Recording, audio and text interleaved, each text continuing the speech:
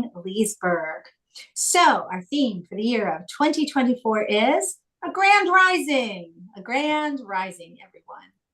And our focus for the month of February is divine discomfort. The title of our talk today is Discomfort is the least of our worries or our concerns. And it will be given by our wonderful spiritual director, Charlene. We are so glad that you took some time out of your day to join us here today. Please feel to add to the chat any prayer concerns or celebrations that you would like us to include later when we do our spiritual mind treatment, which is a form of affirmative prayer, and that will be right after our message today. We invite you to get comfortable, relax. You did it. You got here. Just take that to-do list, put it off to the side. It'll be there for later. And just relax as we kick off our welcoming video.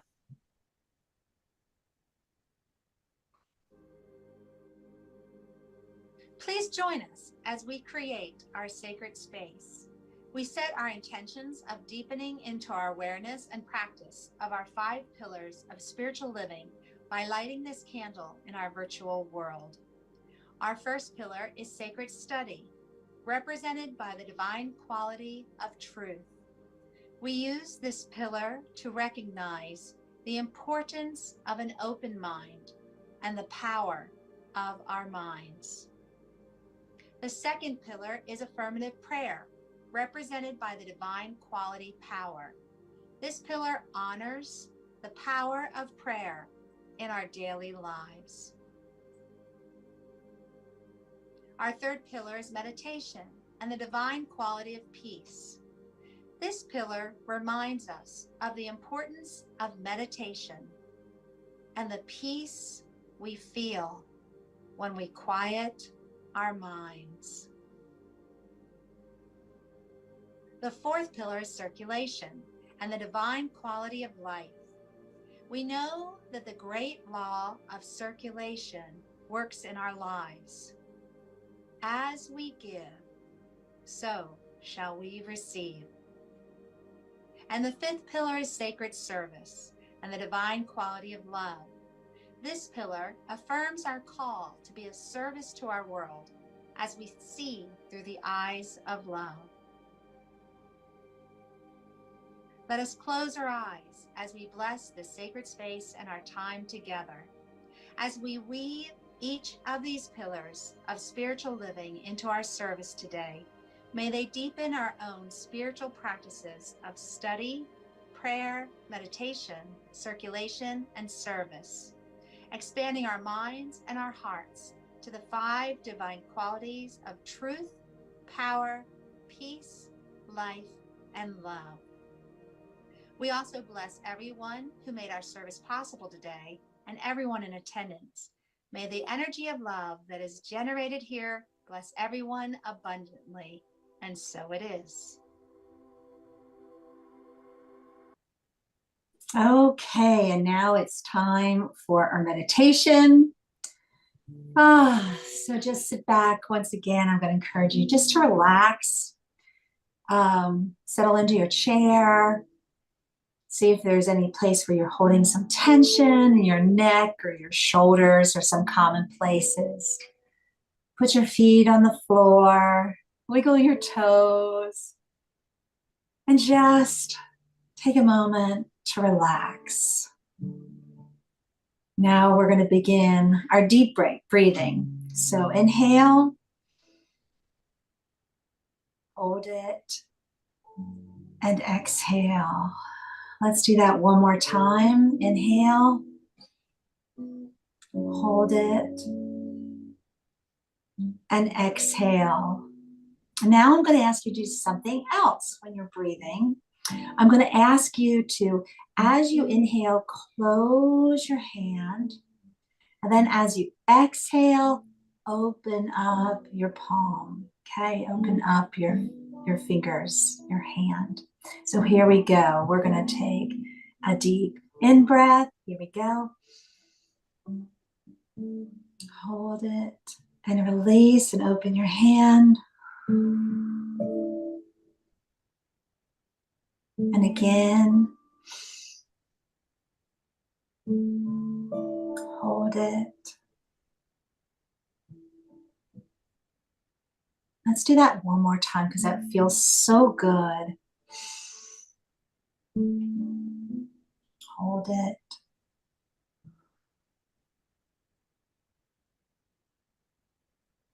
Doesn't that feel good? And there's something about adding that movement too.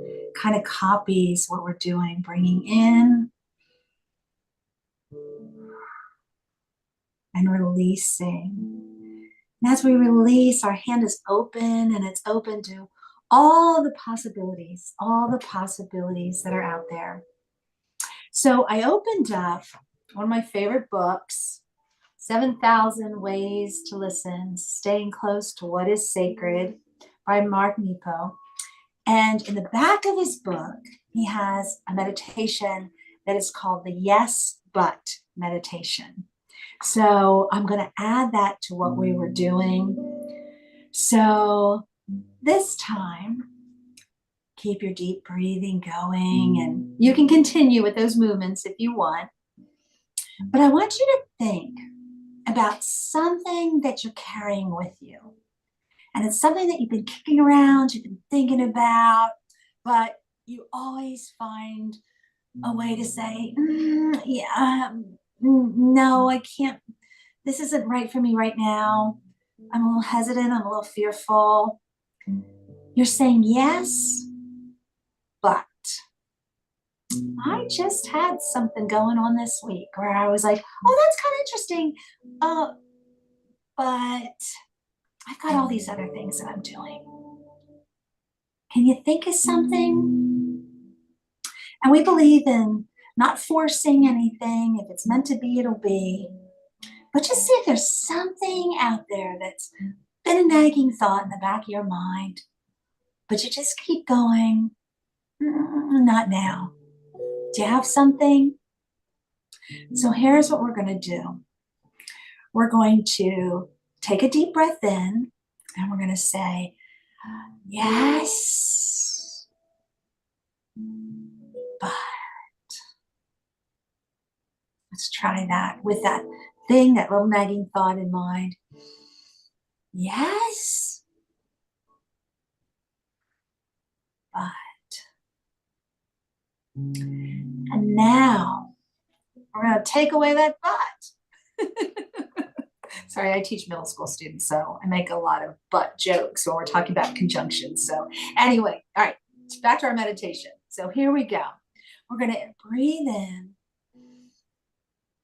And now when we release, we're just going to say, yes. Yes to all the possibilities. Breathing in. Hold it. Yes, yes. If it's meant to be, it's going to happen. I don't have to force it. Let's do that one more time.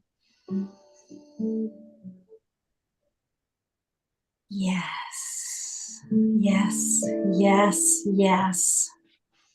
And if you want to, you can accompany this with a poem that I know some of you are familiar with. It's God Said Yes to Me. So that's our meditation for today. Keep hanging on to the yes.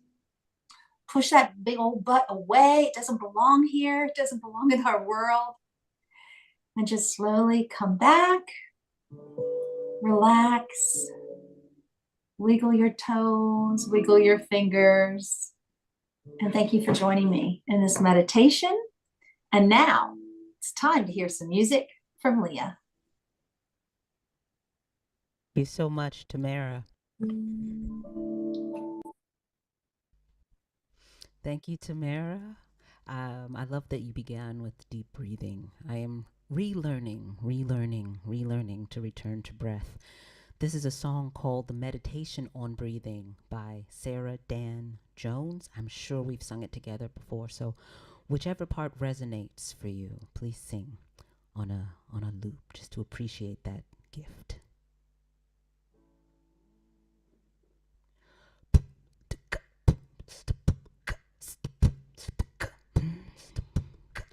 Breathe in, breathe out, breathe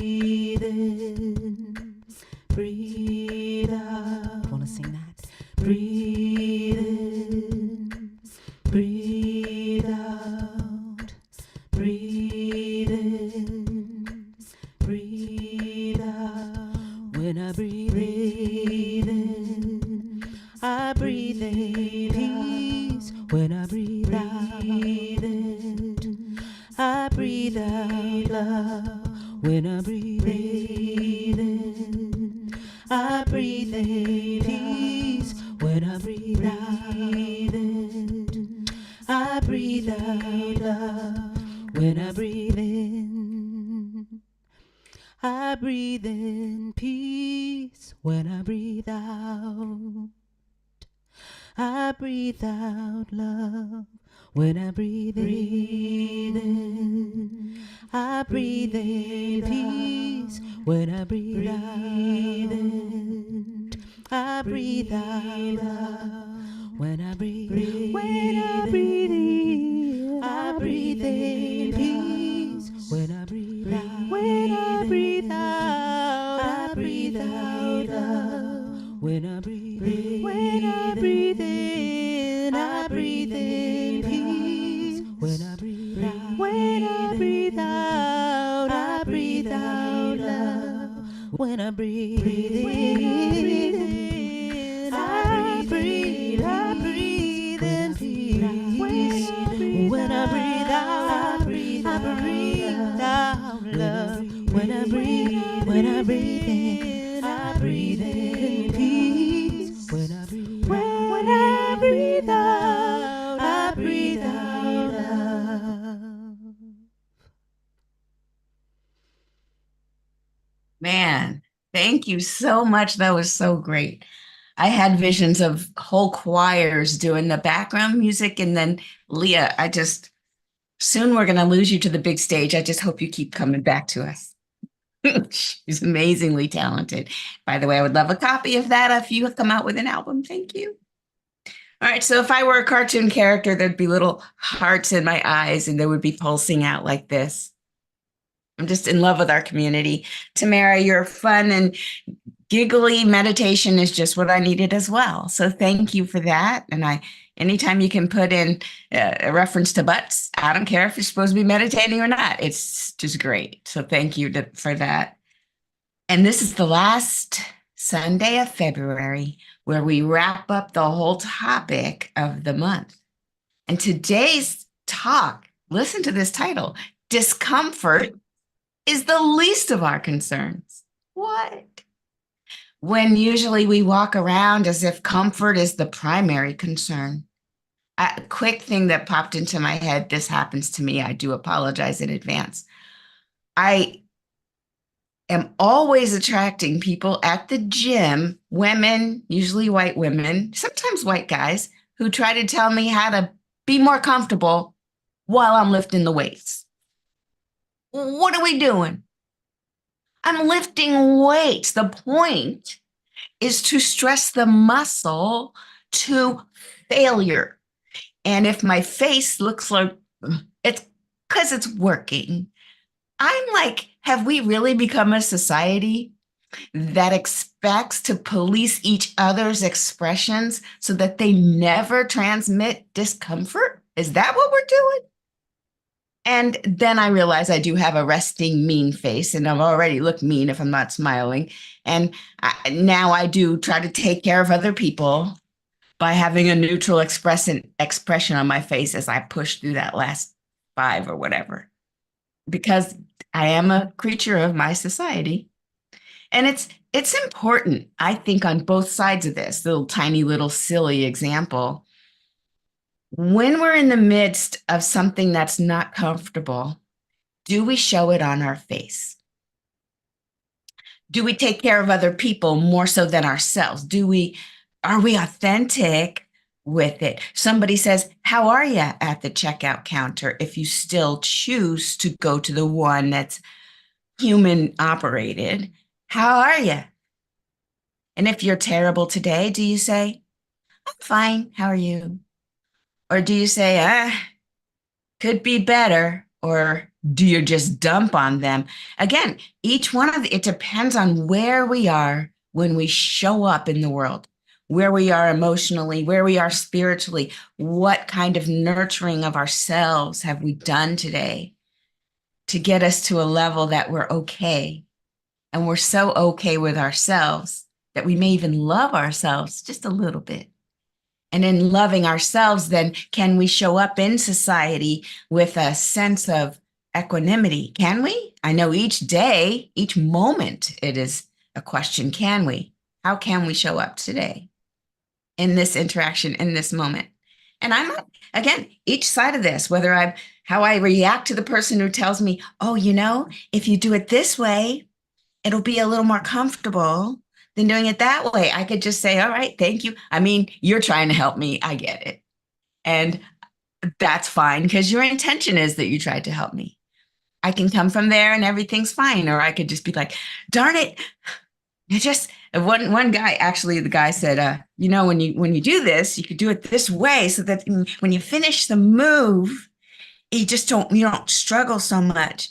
And I just said, I'm actually quite comfortable. It's my face. I'm very dramatic. So my face is a little more than it probably needs to be. And he laughed and we all laughed because I'm like, oh, I'm a drama queen. It's fine. Whatever you do to get through it, because the bigger picture is we're in this together. We're all going through something at each moment, whether it's good or whether it's bad. And I could have a talk with you. I could do a TED Talk for maybe 14 minutes and tell you all about stress and how there's good stress and good discomfort, like when you have to move out of your big house to your bigger house. Oh, the discomfort of picking out new carpet and the discomfort of figuring out tile. That is one kind of stress. And then there's the other kind where our life just got pulled out from under us. What we've been so accustomed to and so proud of just got taken away. There is good stress and bad stress. And in this 14-minute TED Talk, I will talk you through your amygdala, and I talk to you about your stress response and how to breathe and get yourself into something, a better feeling so that you could be a little more effective. But instead of coming at you with brain science and training your mind to respond properly, I'd rather speak to us as a community and just knowing that those of us who in these times, in these unprecedented times where we're feeling so isolated, we can come to a community where people love us, where we get to show up however we show up. We get to be in whatever state we're in and be seen authentically, not seen so somebody can come over and say, oh, you'd feel better if you did this. No. Just being embraced for just showing up, being embraced for just being a human in this life. And so when we're on these types of spiritual journeys like this community is, we get to notice how we're feeling and maybe even share it because it's a safe or brave space where we get to share what we're going through and then feel comforted in times of stress. Times of stress are going to happen. And some of us have more stress than others. And yet we're not comparing my stress is worse than yours, so everybody pay attention to me. We're holding that space when we go through upheaval, moments of uncertainty. This morning I was listening to a podcast because I was walking my dog. Hey, how many times have I not listened? That's always what I do when I walk the dog. So this time it's The Daily, that show by the New York Times. And the lady, Sabrina Tavernisi or whatever, I love her. She interviewed someone in Gaza who lost their home. And I was like, whoa, talk about discomfort. He says he and his family were proud of their home. They just built a new home, and that's what made me think of the carpet and the tile. And he said he was pretty proud of this place. And now it's gone. And he had to move his family to another spot. And he said he and his kids, he tried to frame it. He tried to frame it for his kids. Listen, let's just say we're going camping. Let's call it camping. And he's trying to put a spin on it so that the kids don't have a completely traumatic memory of this, trying to pull out just any sense of, guys, let's focus on the fact that we have each other. We have our family. That's kind of rare here. And let's make an adventure out of it. And he said it kind of worked and it kind of didn't work because the kids were like, nah, camping, there's marshmallows, there's sleeping bags. We didn't bring blanket. And so he's like, guys, come on, can we? And he's really doing his best to try to make a very uncomfortable situation at least palatable. Now, as I listened to this story of this man, and you could hear the background traffic, he's talking, he's walking in the street, he's talking on the phone to the reporter, and he talks about his kids. And I'm just like, wow. And in that moment, I realized why the title of today's talk is what it is. Discomfort is the least of our concerns. Discomfort for this man, that's the least of his concerns. He is now focused on something higher. And I love that no matter how bad what was going on with him, he kept trying to bring it back to, well, I mean, I did lose 30 kilograms. That's like 60 something pounds. That's like a lot of pounds. That's double, right? He said, I did lose weight. And I'm just like, because there's no food to eat, and he still figured a way to twist it so that the higher purpose, his higher purpose as a father, is to maintain some sense of gratitude, maintain some sense of the present moment and connecting with what's most important to him, his family, than to focus on all the discomforts and uncertainty that if he were to wallow in that, that would change everybody's vibe. Everybody's vibe would be different. And it starts with him because he's the leader of his family. And so I think about that. I think about when each of us are going through different types of discomfort. Again, it's not the discomfort Olympics. I'm not going to say his discomfort is much worse than mine, although I think it is. I do. I'm like, that's amazing. I do know this, that the human spirit has the ability to latch on to hope, moments of just glimpses of community, of love, of that thing that keeps us caring about each other. And that no matter what the physical circumstances are, we rise above that and know that we're here to make each other, to be a place for each other to safely land. We're here to make our families, our extended communities, those we come into contact with, we're here to bolster that connection, not look for ways to tear it down. And that is our job as humanity. Do you see, we could focus on organizing our external circumstances. Now, if this is you, you're probably new to this teaching. If you think that your happiness comes from the external circumstances, because what we know in this teaching, the new thought, ancient wisdom, change your thinking, change your life type of thinking, it says there are many things that happen that are outside of our control. And even though the brain is responding to things faster than we can even cognitively catch up to, we still get to catch up to it. We could see something happen in a flash and we'll have a bodily reaction. And then after a little momentary gap, we get to bring in our conscious thinking. And it's that response, not the reaction, that dictates the rest of our experience. It's not our reaction.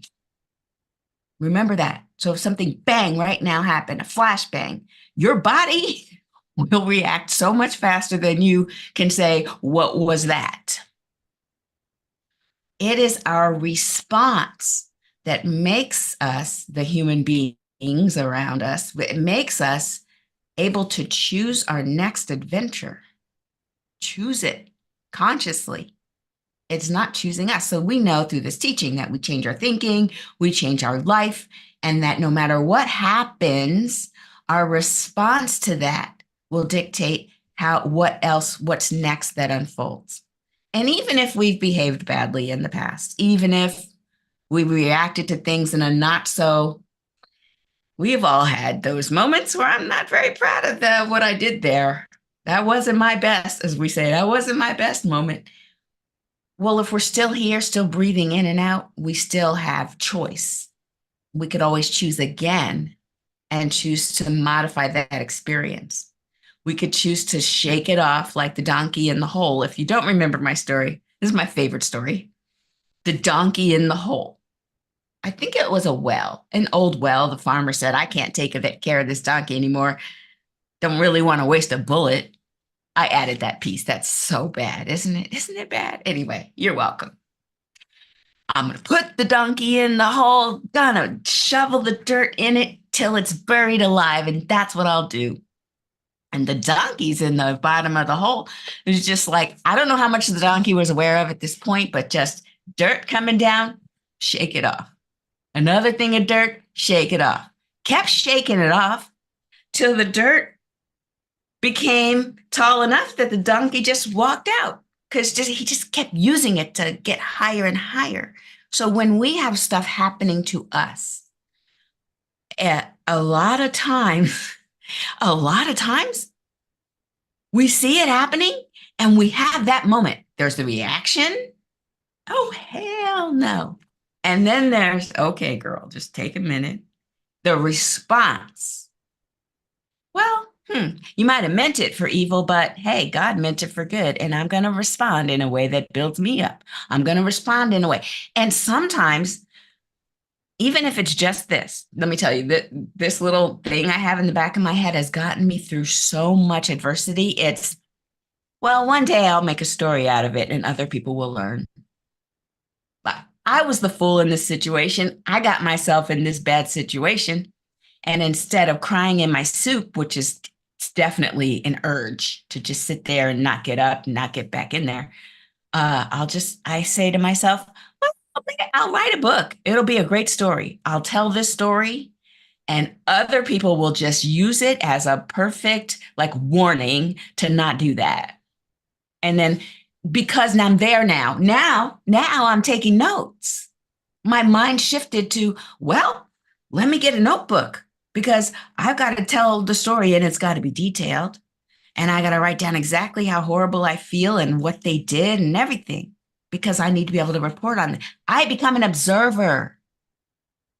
And the observer doesn't get as caught up in the observed.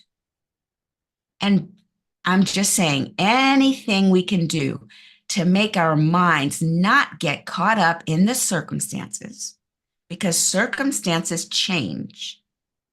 And if we have identified with the circumstances, then we're going to also fight like hell to keep them from changing. And you and I both know, or you and I all know, people who have fought change when change was occurring. People who won't embrace change when change is a coming. And many times we think of those as, well, oh, remember Blockbuster? Didn't embrace change. Encyclopedias just went out of business because, oh, we got to sell the books. Really? So books are an old thing. And oh, God, whatever happened to that? There's many organizations and people and institutions and whole ways of thinking that did not embrace change and therefore perished. The world is all changed. Nothing stays the same. We won't stay the same. Circumstances aren't the same. And so therefore, if we can just move with it, well, wouldn't that be great? Wouldn't it be great if we knew how to move with it? But I'm here to tell you that we do know how to move with it. We have inside of our bodies, I'm just going to tell you one thing. I know I said I wasn't going to give a biological TED Talk, but I did listen to one, so I can't help talk to you about it, just about all of the internal homeostasis that's happening in your body. When you feel cold, things turn on. When you feel warm, other things turn on. And the body itself is doing its best to keep us in homeostasis, like a static way of being, a consistent way of being, even though inside it's doing lots of movements and we're unconscious. This is the autoneural. Anyway, it automatically happens. All right, listen, I have a story about a gyroscope though. And I read this metaphor and I'm like, oh, I love this metaphor, have to share it. And we're talking about maintaining a sense of who we are in the midst of a lot of change. Okay, so this is from Sharon Salzberg, who wrote a book called Real Change. She says, watch a gyroscope in motion and you'll see the wonder of the simple way it maintains a perfect balance. The core of the gyroscope, its axis, spins with such power that it keeps the big circle around it well balanced. Although constantly in motion, the gyroscope is stable, adjusting to whatever comes its way. A gust of wind or a hard knock on the table would send a spinning top tumbling, but not a gyroscope. Try to knock it over and it gracefully and steadily rights itself. As we navigate through circumstances, we can learn to be more agile and responsive instead of reactive. The balance of a gyroscope comes from its strong core, its central stable energy. A sense of meaning in our lives can give us that core, lifting our aspirations, strengthening us in adversity, helping us have a sense of who we are and what we care about in spite of changing circumstances. That's what we are building here. It's a community of knowing who we are in spite of changing circumstances. It's winds will come and go. And I just imagine a gyroscope that keeps itself upright. All right, something came in, I'll adjust accordingly. And the more rigid we are, the more fragile and breakable we are. If you think about, I've used this metaphor before many times, the palm tree with the way that its trunk has those, I want to say, it has like a spine. And when that hurricane force wind comes through, that palm tree will bend so that its leaves are touching the ground. And then it'll straighten back up. But the strongest oak tree with the thick trunk that's immovable, well, it snapped in half. So strong, so steady, so rigid in its being can snap. Sometimes the very ideas that keep us rigid, remember, any of us who have attached our identity to some external structure, some external condition, if you're lucky enough to get it to be the way you want it, and then you hope it doesn't change, oh boy, I tell you what, you rigid, you hard, don't flex at all, gonna snap. Gonna snap. Life is all about change. It's about accepting new information in and figuring out, well, how does this work with what I already know? Does it feel right? Does it feel true? Can I try out a few things to see if this works, as opposed to, well, the truth was written X many years ago, and that's the truth. That's the only truth. Then you must line up with that truth, and anything going outside of it must be wrong. Let's, cut off anything that tries to leave the core truth. Don't change, don't grow, don't expand, and don't experiment. Don't dare experiment. Said what we said. Well, we interpreted it 16 more times since it was said, but whatever. It's what we say. Stick with it. No, does it sound familiar? It's not that. No, things change. People change. Situations change. But our strong core comes from a flexible knowing who we really are. This is the knowingness and the rootedness that's at the base of the palm tree, but is not all the way through. The base of the palm tree, yeah, it's rooted. And the rest of it is able to go with the flow and stay clear, stay rooted. And that's what we strive to do as a community. We want to be present in this world, to know what's going on, to be involved in changing it for the good. You can have an image, you can have an idea. We talked about pain pushes us till the vision pulls us. And the vision is the highest idea of truth, love, power, freedom, joy, abundance, all of the highest ideas that humanity has always had. That doesn't change. But how it is reflected, we typically get to include more in our idea of who we are. Include more, not just us. Maybe more than just us. Maybe this idea of high-mindedness, this love, power, joy, abundance, maybe that applies to all of humanity. Maybe not just humanity, maybe all living things, maybe the planet. We start to expand our circle of who it is that are my people, it starts to become bigger and bigger. The idea of who we are becomes bigger. And then we realize we are one with the infinite. Who we are is infinite. And that just gives us even more reason to show up and to support and to not let the fear lead us, not let the fear inform anything. Yes, there will be fear. We move forward anyway. Yes, there will be doubt. Well, we'll create a community that can hold us just in case. And we don't stop our vision. We keep going in spite of it. Has this happened before? Have there been any people who've moved forward in spite of personal challenges? I can think of one I would love to talk to you about. This one. Chadwick Boseman. As we get to the end of Black History Month, I have to give us another story about yet another beautiful person. Chadwick Boseman, many of you know him as T'Challa from the Black Panther. That Marvel movie where he made his big debut on stage in 2018. We dressed up with African outfits and headdresses because finally Black folks had a movie that was based in Africa, although it was fantasy. Still, part of me says, maybe it's really there, Wakanda, right? T'Challa, he got on the stage, but he had been an actor for many, many years.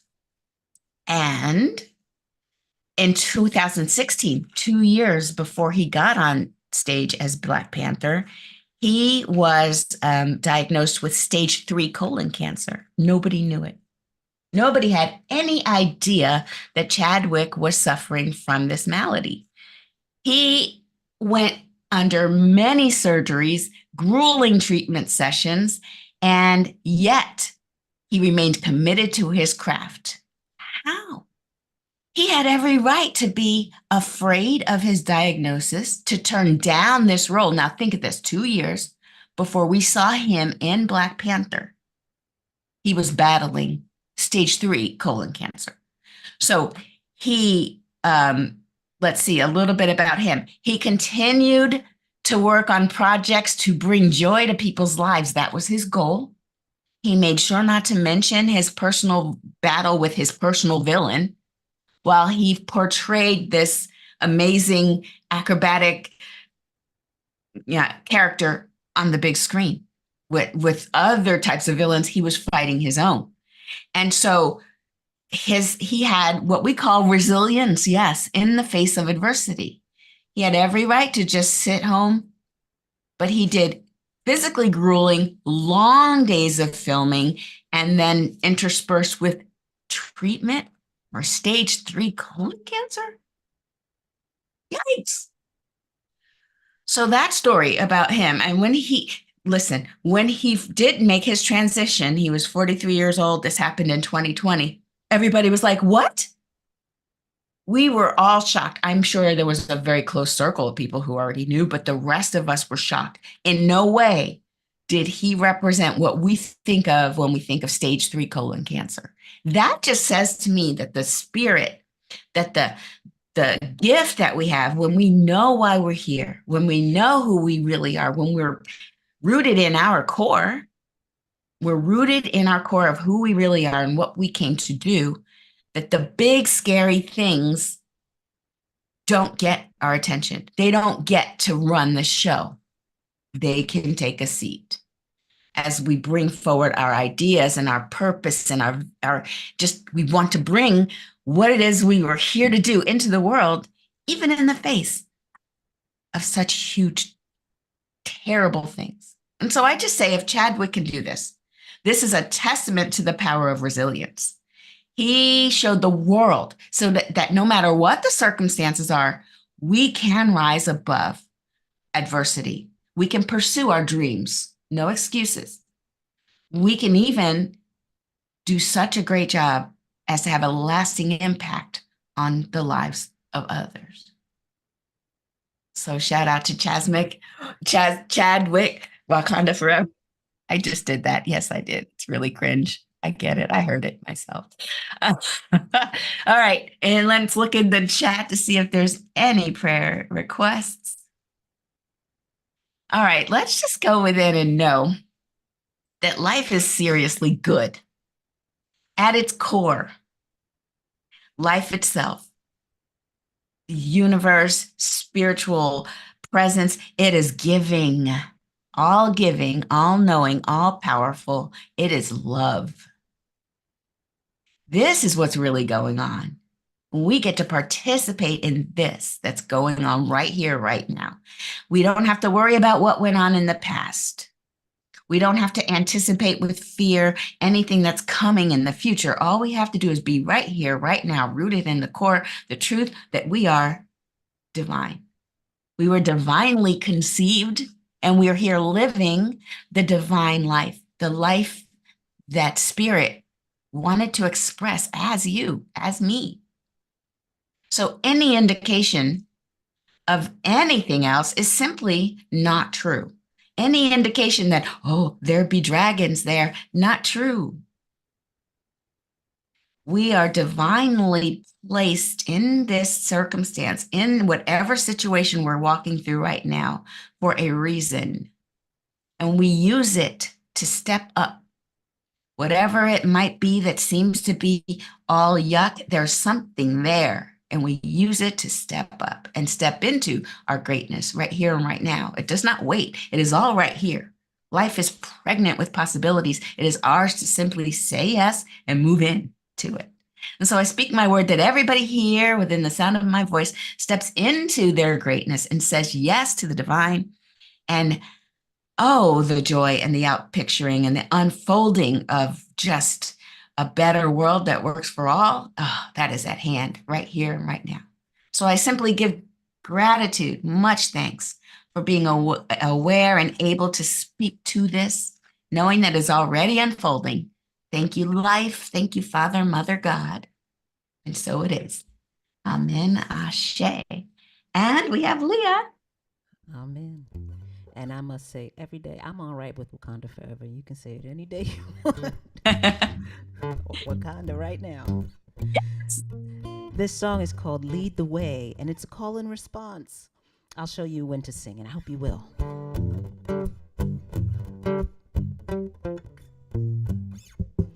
Love, would you guide my feet? Love, would you light my path?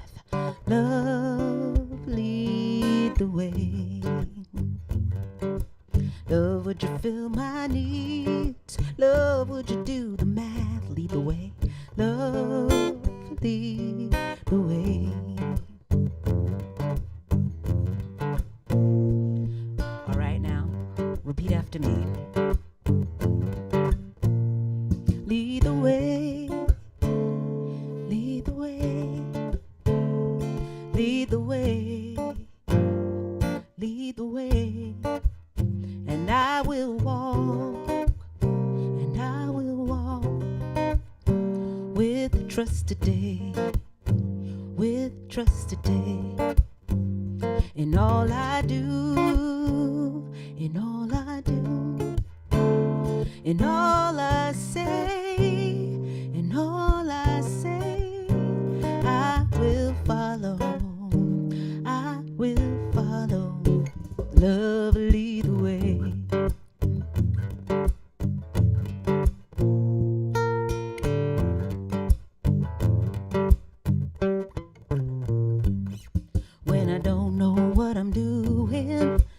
nothing feels okay. Love, lead the way. When everything feels broken and I'm holding fear at bay, love, won't you lead the way? All right, y'all, sing it with me. Lead the way, lead the way, lead the way, lead the way.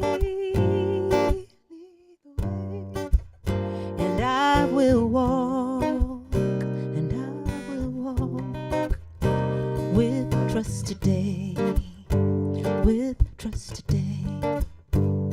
And all I do, and all I do, and all I say, and all I say, I will follow. Love, lead the way. Love will lead the way.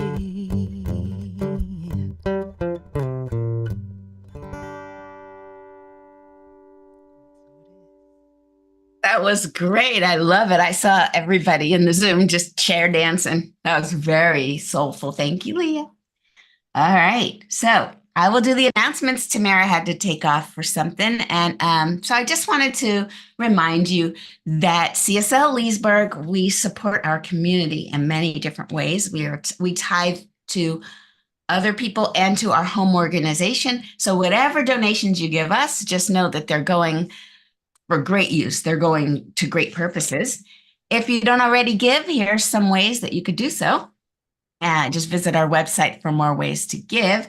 Either way, please take your gift that you're giving, and I know it's probably electronic, so take the idea of your gift, hold it over your heart, and say with me our blessing of the gift.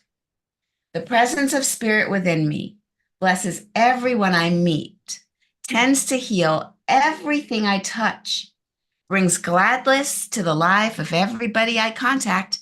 Therefore, I'm a blessing to myself, to humankind, and to the day in which I live. And so it is. All right, our announcements, pretty light on the announcements. Just Dream Study, yay! It's been going really great. Lots of people show up at Dream Study, and we're getting so good at helping each other determine what we're trying to tell ourselves when we're speaking to ourselves at night in our dreams in symbols that seem kind of weird. We're like, oh yeah, no, that makes perfect sense. This is what, and you're like, oh, you're right. That's probably what that is. Your friends help you determine what it is you're dreaming. So the next time we'll be meeting is on Saturday, March 9th. Just join us. It's our typical Zoom link. Join us on March 9th. All righty. And then I feel like that's it. Okay, let's do our closing affirmation. If you'd like to come off mute. Oh, I don't think I allow it. One sec. Let me allow you to unmute yourself. You see the power I wield? Okay, so you can unmute yourself. Repeat after me. I am love. I am love. I am love. Yes, you are love. Okay, now point to somebody, even if they're on screen or if it's a furry pet, or think of them in your mind and say, you are love. You are love. Yes. Now put your hands up in the air and love sprinkles. It's all love. Go spread that love all around. It's all love. It's all love. It's all love. All right. So if you're watching online, come on over. We're going to have our Pearl session now. We're going to just kind of meet and talk about any takeaways. Of course, we're going to just thank Leah so much for all the music she always gives us and any other pearls of wisdom that occurred to you during the talk. I'd love to see you there. So hang around. And if you can't, I get it. Have a great afternoon. All right, you guys, take care.